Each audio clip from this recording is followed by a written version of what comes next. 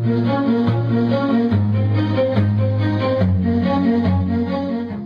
were going to college like anyone else would, and Right. some of your friends said that you should start singing. So how did you transition from just being a student to actually pursuing a career in music?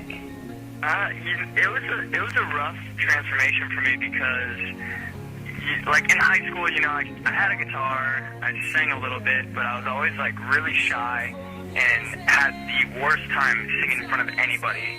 And so then I got into college, and a couple of my roommates played, instruments. They're both guitarists and whatever else, and they're like, man, we should start a band. And so I was like, yeah, I'm all for that. And then they're like, yeah, you're gonna sing. And I was like, wait a second. So, it was like, they kept telling me, oh, you're good, do your thing, but I really couldn't make myself sing in front of anyone. So the transformation it was a journey. Like, every day we would go and, play for a new group of girls in the dorm. Like, our dorm was co-ed dorm, so I could go down the hall and there'd be like, chicks everywhere. And so we would go and knock on a door and say, hey, can we sing to you? And, after they got over wow, this is the most creepy thing that's ever happened to me, and they actually start hearing the music, it's like, it just started building confidence, one room at a time. Okay, so for people who might be shy to go and show their talents like that, what advice do you have for them? I mean, like, everybody's got their opinion. There's going to be people that think you suck. There's going to be people that think you're awesome. At the end of the day, do what makes you happy, And if you can get most of those people saying, we think you're pretty awesome, then I guess you're doing all right. Okay, so you were just in California doing some recording and writing, and now you're back home in Florida. But what did you work on in California, and when will fans be able to see that? Yeah, in California, I was out there for a few weeks, and I got to write with some amazing writers. One of the guys, Ben from the Click 5, and Daniel Bedingfield, who's, I don't know if you know who he is, but Natasha Bedingfield's brother, who was, like, pretty big with his stuff.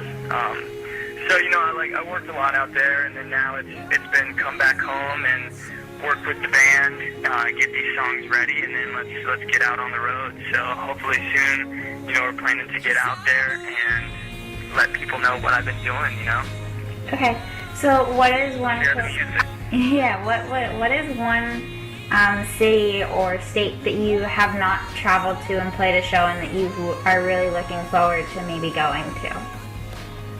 Oh, man, now that you're in Arizona, I think I'd really like to get out there. I've never even played anywhere remotely close, so... What's one of your favorite concerts that you've gotten to play so far? A personal concert. There was this one day, it was actually like a double header for us, and back with the band that I was doing before I started the solo project, we were just trying to play everywhere in Florida, starting out, and then start branching out and hit other states. And we had this opportunity to play down at the University of South Florida, and One Republic was the big headliner there. So we go to this show, we play with One Republic and some other awesome acts, and then finish our set, and then it's like, all right, cool, we can stay here for half an hour. Then we got to head down to play this amphitheater show with Boys Like Girls and Avril Lavigne. So it was like a dream come true in this long, crazy, music-filled day, It's like you don't even need to sound check. You're just used to it, and you just go and do your thing. You're all warmed up and ready to go. Just gotta get there. Yeah, exactly. Okay, so you've done a lot of YouTube covers. What has been your favorite song to cover, and what's a song that you have not covered yet, but you want to? Oh, nice. The favorite one that I've done so far has been, I believe, The Blessed Union of Souls is the original on that. And it was like one of the coolest songs that I've gotten to do because, I got to bring the band into it. I was sitting in the studio one day with Johnny Wright, and we were just kind of, throwing down some stuff, and, he's just talking, chatting, and he's saying, I think you should really do this cover. And, you know, I was pretty familiar with the song. I was like, oh, man, I used to dance with chicks to that in, like, 8th grade, you know? And, but I started thinking more about, like, what the song is about and everything, and collaborated a little bit with another Right Entertainment artist, and then got to bring the band into it, and just, you know, it's, like, simple to do stuff. Like, I don't know if you've read the bio on it, but, you know, it's, like, with all the natural disasters and, you know, the floods and earthquakes and all that stuff that's been going on, it's like, it's so easy for people to lend a helping hand when something bad happens. But it's like, at the end of the day, sure, the floods were, you know, months ago, but just because it's not on the news doesn't mean somebody's not being affected today. So it's more, you know, believing in something more, and, you know, just kind of getting that positive attitude out there and something to hold on to. Okay, Make the definitely. world a better place, you know? Yeah, I can totally see where you're coming from, because, like, I mean, one of the best examples now still is there's still tons of people from Katrina that are still affected, that no one really talks about that anymore, but it's still going on. So that's like Yeah, the I mean, first everybody example seems of that. to be so motivated right after it happens. And, you know, even in Florida, like, you know, we have hurricanes all the time and stuff, and it's like, you hear about it and you're like, oh, everybody's affected. You know, a month goes by, you don't realize it, but when you're driving around neighborhoods, you still see tarps on houses. You see people not even living in their houses anymore, and it's like, you know, it's more than what you see on the news. You know, it's extending the hand even when it's not, you know, the correct time according to news or whatever. Yeah, definitely. So what has been like one of your ways of connecting with fans that have maybe people that you sung to originally, or people that have seen your YouTube covers? How do you stay in touch with all of them?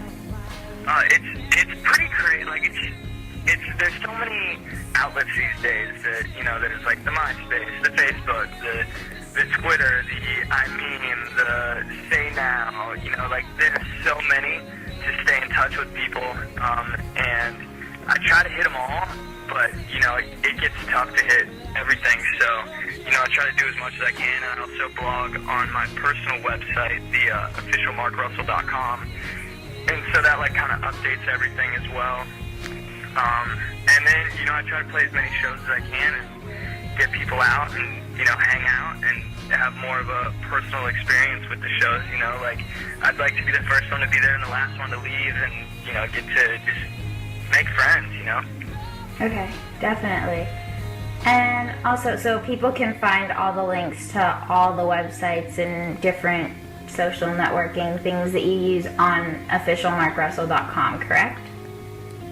Yeah, it's got like a button for everything Okay. you could ever imagine. YouTube and all that stuff. Okay, awesome. And lastly, where do you get song inspiration from, and how do you communicate through music, like what you've been going through or things like that? Yeah, I'm honestly inspired by almost anything and everything. You know, when I first started writing songs, it was more direct, you know, feeling and something that I was touched by personally or whatever, you know, whether it's a breakup or, hey, I just met this girl, I think I'm in love kind of deal, you know. Like, that's the easiest stuff to write about, you know, when it's directly related to you. And then more so on that, you know, as I started writing more, it was kind of like, well, you know, a roommate's going through this, you know, somebody died, what's it like for the person, you know, that was married to them for 50 years, you know, and just try to get something from everything and put myself in a situation and say, what would it be like if that was me, and then try to write about it, you know, from that first view. And then, I mean, I just try to do it, you know, try to make it the best song you can and play around with it.